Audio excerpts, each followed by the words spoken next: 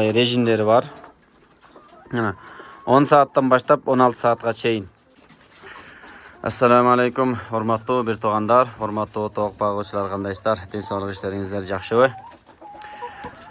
Бул экинчи сериясы. Бул тооктор тууралуу мурунку видеонун алдында кандай суроолор түшкөн болсо, ошол суроолорго жооп берүүгө аракет кылайын. Анан кандай маалымат болсо, ошо кылып болушунча маалымат берем, буюрса. Биринчиден, бул тооктордун аты декалп оран деп аталат. Таза порода эмес, булар кросс болуп эсептелинет. Андыктан булардан балапан түшпөйт. Балапан түшсө дагы балапандары өздөрүндөй жакшы жумуртка той турган тооктор болуп эсептелинбей калат. Бул биринчи маселе. Экинчи маселе, булар 3 айлык кезинде же болбосо 15 неделя деп берет. Ошол 15 неделялык кезинде 400 сомдон сатып алганмын. Токмоктун жадында Искра деген айыл бар. Ошол Искра деген айылда булардын базасы бар. База кимдин базасы десеңиз, жем саткандар, же сатып алып жүргөндөр билет. Кыргызстанда Агро Оазис деген чоң компания бар. Негизи башчылары кытайлар деп угуп калдым. Ошолордук экен. Жем жасашат, ар кандай курстарды уюштурушат. Негизгисинен булар ошол мал боюнча иш алып барышат. Жер семирткич жана башкалар боюнча дагы. Ошол убакта ушундай тоокторду дагы чыгарып сатышат экен. Ошолордон алганмын. Эгер булардын номерин ким издеп таппай жаткан болсо, кантип байланышам, каяктан табабыз дегендер болсо, ошол Агро Оазистин жемин саткандарга барып, ошолордон ушундай менеджер по продажам, ошолордун номерин берсеңиздер десеңер, бардыгы тең берет. Анан ошолор менен акырын байланышып, качан, кантип алсак болот, каяктан алсак болот, канчадан болот деген сыяктуу өзүңөр сүйлөшүп алсаңар болот.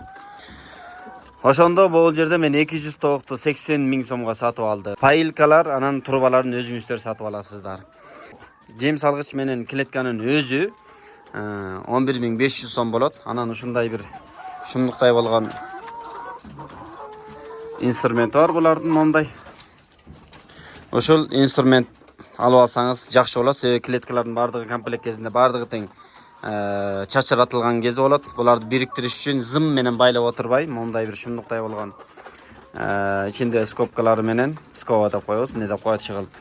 Ошондой менен болгон бир инструменттер болот экен. Бул мындай иштейт. Алып алсаңыздар, мисалы 2 жерди бириктириш үчүн мынтип койсоңуздар. Мына, көрдүңүздөрбү? Ушинтип байлап коет экен. Мунун баасы 250 сом экен. Анан огун аласыз. Огу деле арзан эле, бир пачкасы 100 сомдон. Пайылкалары 50 сомдон айланды. Ар бири. Турбалар бардыгы биригип 1600 болду. Ушундай бир 20-25 метрдей алганмын турбаларды. Анан калган эми өзүңүздөрдүн фантазияңыздарга жараша. Кааласаңыздар мындай кылып коесуздар, кааласаңыздар меникиндей кылып бири-бирине миништирип коесуздар. Ал эми өзүңүздөрдүн эркиңиздер. Вентиляция сөзсүз түрдө керек болот буларга.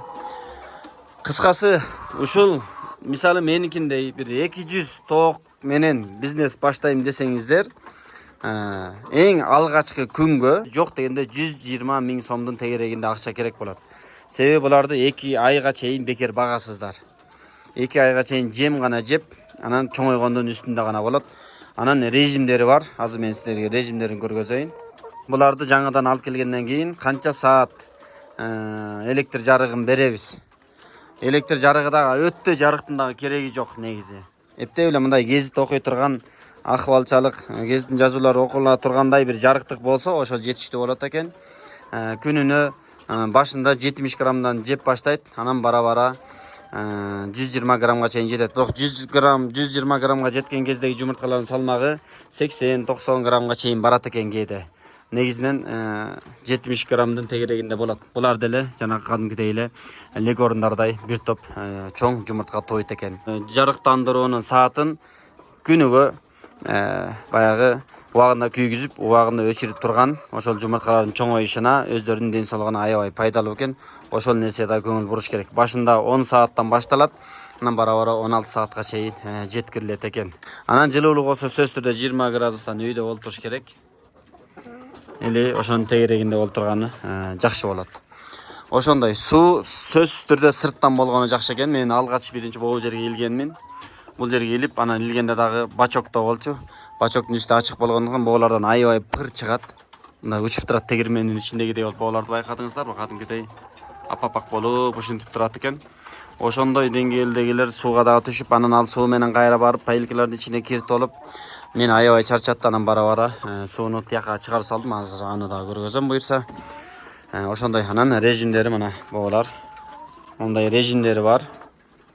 Мына 10 сааттан баштап 16 саатка чейин. Тооктордун салмагы канча граммдан башталып, канча граммга жеткенде канча жем бересиң, ошол маселелери дагы бар. Анакей. Мына возраст 13 неделядан башталат, анан тууп баштаганы 18 неделядан башталат. 2-4 пайызга жеткенде граммы канча болуш керек эле, живой веси канча болуш керек эле, анан канча грамм жеш керек эле. Мына ошолордун бардыгы бар. Кимде ким ушул режимдерди туура, жакшы, таза сактай турган болсо, жумурткасынын салмагы дагы кийин чоңоюшуна жакшы болот экен. Эгер жарыктандырууну жакшы бербей турган болсо, убагында өчүрүп, убагында күйгүзбөй турган болсо, жемдерди дагы өзүнүн режими менен бербей турган болсо, жумурткасы кичинекей боюнча калып калат экен. Тооктор мындай чыкканда жакшы жетилбей калып калат окшойт. Ошондуктан ошол режимдерге дагы жакшылап көңүл бурганга аракет кылабыз. Эми ким баштайм, ким кылат элем деп аткан болсо, ошолорго айтып атам. Анан дагы эмне кылабыз? Булардын арасынан бирөө гана өлдү. Анан буякта бир изгой бар эле, аны чыгарып салгам. Не болду билбейм. Өлдүбү же ичеп кеттиби же жүрөгү да бир бурчта жашынып жатабы билбейм чындыгында. Чыгылып жок болду. Мен деле шүгүр кылдым көзүм көрбөгөнүнө. Ол жакта жүргөнсө буттары чүрүшкөн, бул клеткага жата албайт экен, анан андыктан ошентип чыгарып салганмын. Ошол бул жакта жетөө дагы эле жатат. Буларга жай таба элекмин. Жумурткалары болсо манакей. Азыр аябай жакшы чоңое элек, бирок аягы базардагы кечен Бишкекке бардым эле, баасын карап көрсөм, именно ушул размердегилерди 8 сом, 9 сомдон деп сатып атышат. Бишкекте баягы оптон баасы. Анакей. Суу бул жерде. Негизи мүмкүн болсо чоңураак идиш болсо аябай сонун болот. Мен дагы эми шарт ушул болду, мүмкүнчүлүк ушул болду. Акыры ушуга кошуп койдум. Муну тиги үй жактан сууну ачканда эле бул жерге автоматтык түрдө өзү толот. Анан зато ичине чаң кирбейт, суусу таза болуп калды, жакшы болуп калды. Анан таймерди коеюн дедим элем, таймер коеюн деп таймер алып келсем, ал иштебеген таймерди берип коюшканбы. Таймер деле негизи арзан акча эмес экен, 700-800 сом турат экен. Анан бирок алып келсем тилекке каршы иштебей койду. Жемдерди болсо мына мынтип жакыныраак жерге алып келип койдум. Себеби мен кеткенде үйдө аялдар тияктан ташып келип отурганча жакын жерден салып берип койсун деп. Ошондой кыскасы бул нерсени башташ үчүн жок дегенде ошо 120 000 сом керек болот. Өзүмдө болсо машина бар. Ошол машина менен эле көчүрүп келдим. Атак негизи муктаждыксыз, туугучакты или туугандан кийин дагы бир топко чейин вложенияси жок, жөн эле бир кулак мээси тынч жашай берейин десеңиз, 150 000 сомуңуз болсо, 1 тонна же 1,5 тонна жем алып туруп, 200 токтун эсеби менен айтып атам. Алып келип туруп жайгаштырып койсоңуз, ошол менен кулак мээңиз тынч жата берчи дейсиз, ошондой. Анан булардын богу бар. Бог маселеси, сасык маселеси кандай болот, ат дегендер бар. Эми кандай десем, билбейм. Кышында баягы суук кезде бизде эми нарында суук эле билесиздер. Бул жерге эле тооканадан алып чыгып эле ушул жерге төгүп аттым чындыгында. Кышкысын тоңуп калып жыттанбайт экен. Анан азыр бул жака төккөнүм жок. Азыр огороттун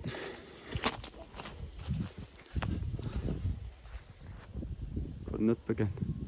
Ол жакта бир дөң бар, ошол жака үйүп атам.